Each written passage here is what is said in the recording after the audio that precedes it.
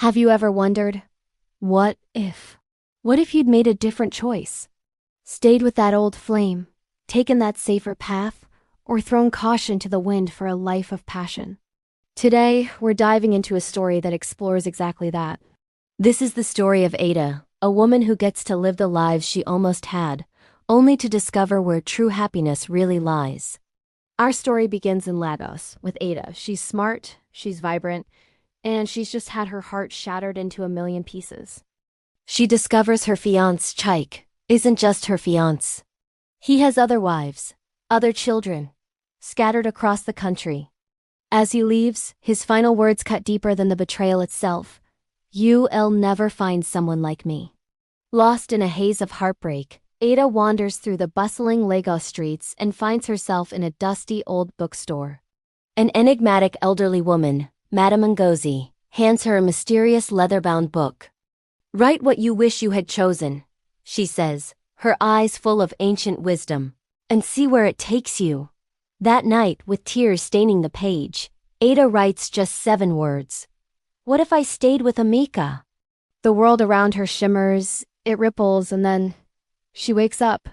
Not in her lonely Lagos apartment, but in a warm, cozy home. A sweet, familiar voice calls her Mummy.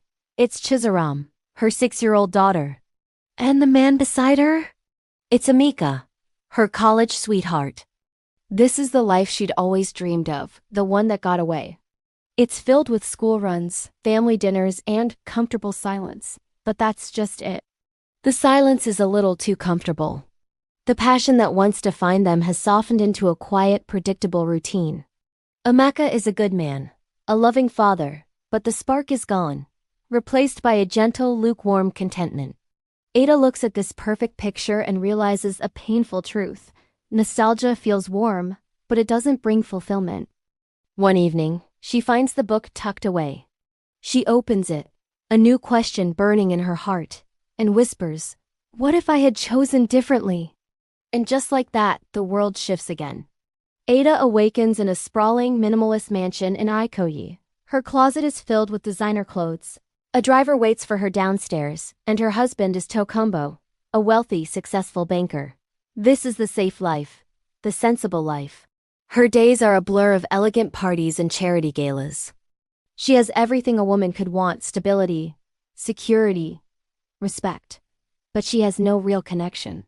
At a lavish dinner party, Tokombo toasts her, calling her the perfect wife.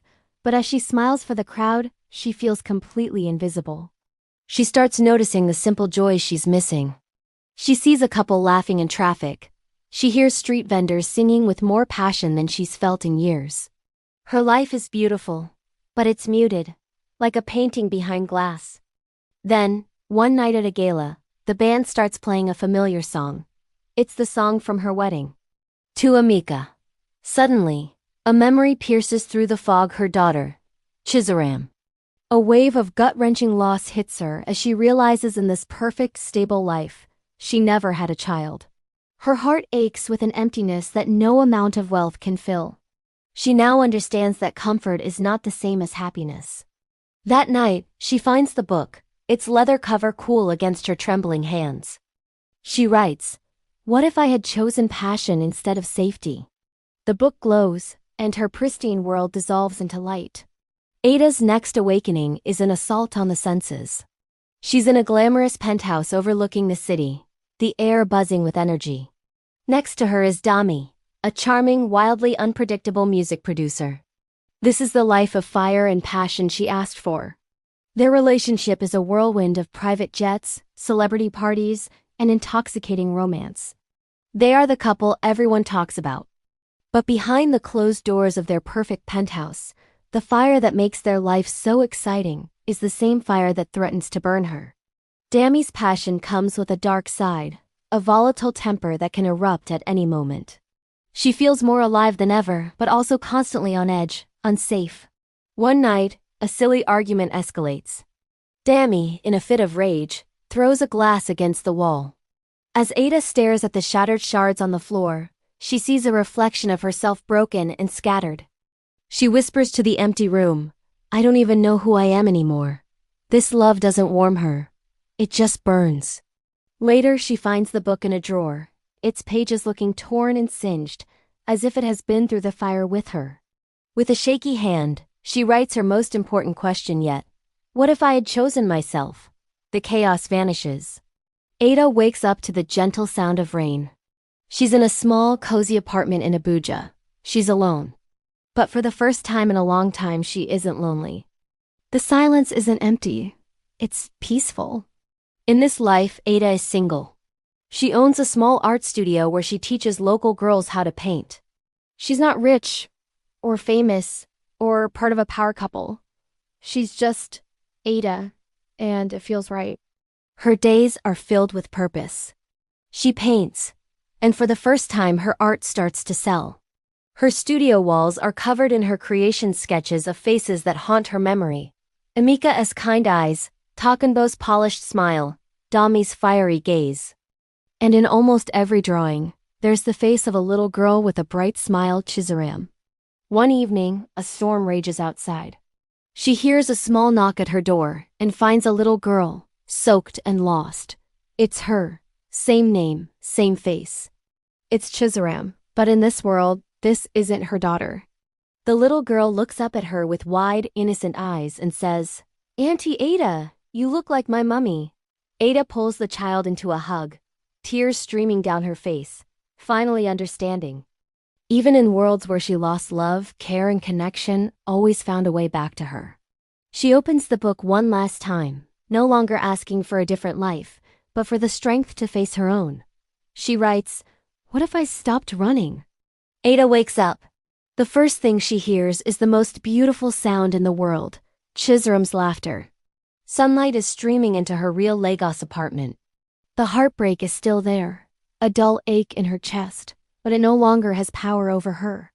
Her phone buzzes with messages from friends and new art commissions. Life didn't stop. It was waiting for her.